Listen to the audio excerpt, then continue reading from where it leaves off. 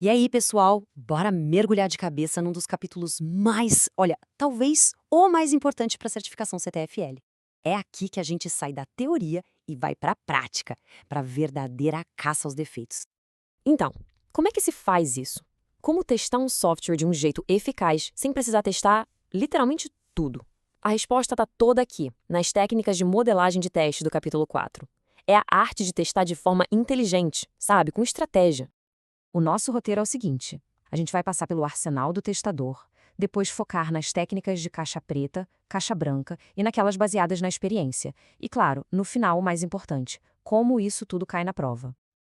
Então vamos lá, começando pelo básico. Pensa nessas três como as grandes filosofias, as abordagens que guiam todo o nosso trabalho de modelagem de teste.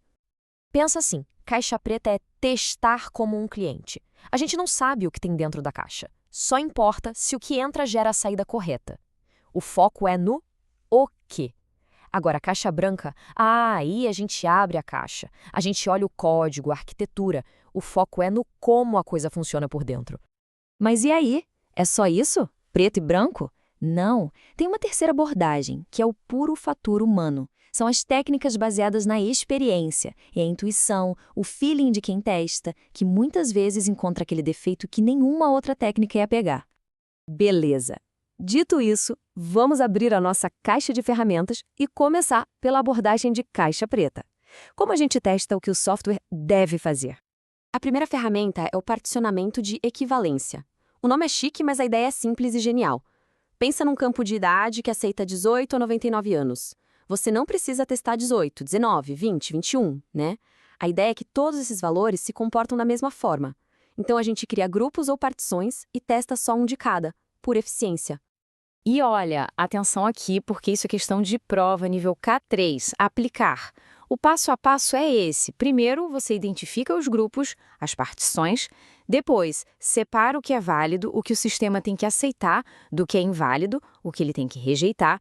E, por fim, cria um caso de teste para cada partição. Simples assim.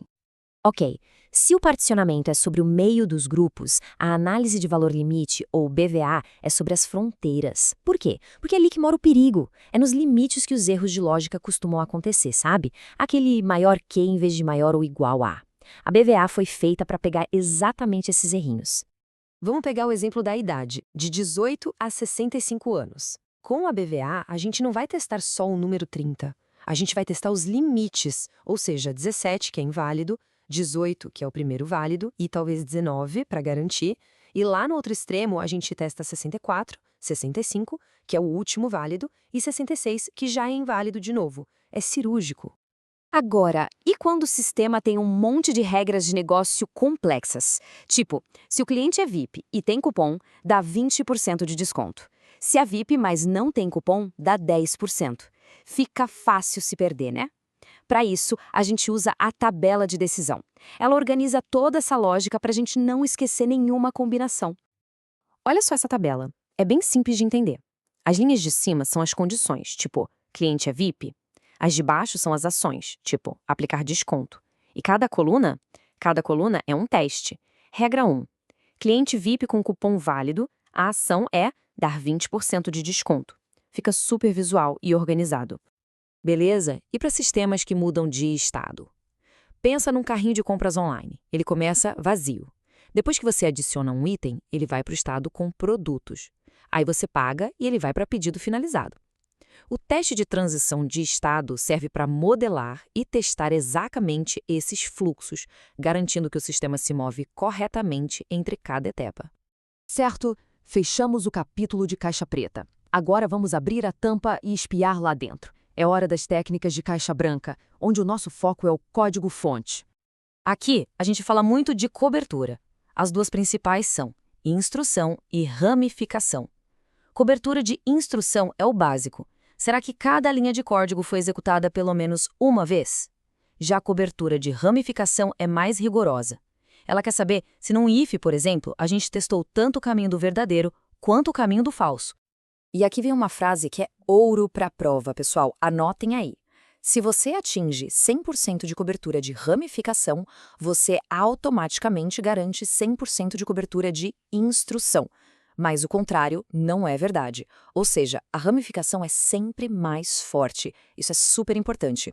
Ok, já vimos por fora, já vimos por dentro, agora vamos falar daquela terceira via, as técnicas que combinam a experiência humana com a colaboração da equipe. Aqui temos 3 grandes nomes. A suposição de erro é basicamente usar a experiência para chutar onde os bugs devem estar. O teste exploratório é o testador com liberdade total, aprendendo sobre o sistema e testando ao mesmo tempo. E o teste baseado em lista de verificação, ou checklist, é mais pé no chão, para não esquecer de nada importante. É a parte mais artística do nosso trabalho. E falando em colaboração, tem o ATDD. A ideia aqui é fantástica. Antes mesmo de começar a desenvolver, o time todo, negócio, desenvolvedores e testadores, senta junto e define os critérios de aceite. Ou seja, todo mundo concorda sobre como a funcionalidade tem que se comportar. Isso evita uma tonelada de retrabalho e mal-entendidos. Ufa, bastante coisa, né?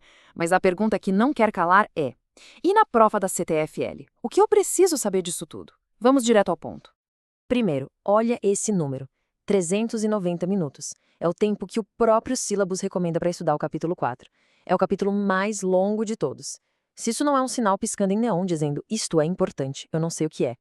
E o foco principal da prova, o nível K3, é em aplicar, principalmente essas 4 técnicas de caixa preta que a gente viu. Não adianta só decorar o que são. A prova vai te dar um cenário e pedir para você identificar as partições, calcular os limites, derivar os testes da tabela, é mão na massa. Então, para fechar, fica a reflexão. Pensa aí na tela de login de qualquer aplicativo que você usa. Qual dessas técnicas seria a primeira a ser usada? E por quê? Começar a pensar assim, aplicando esse conhecimento no mundo real, é o que vai realmente fixar o conteúdo e deixar todo mundo mais perto da certificação. É o pulo do gato.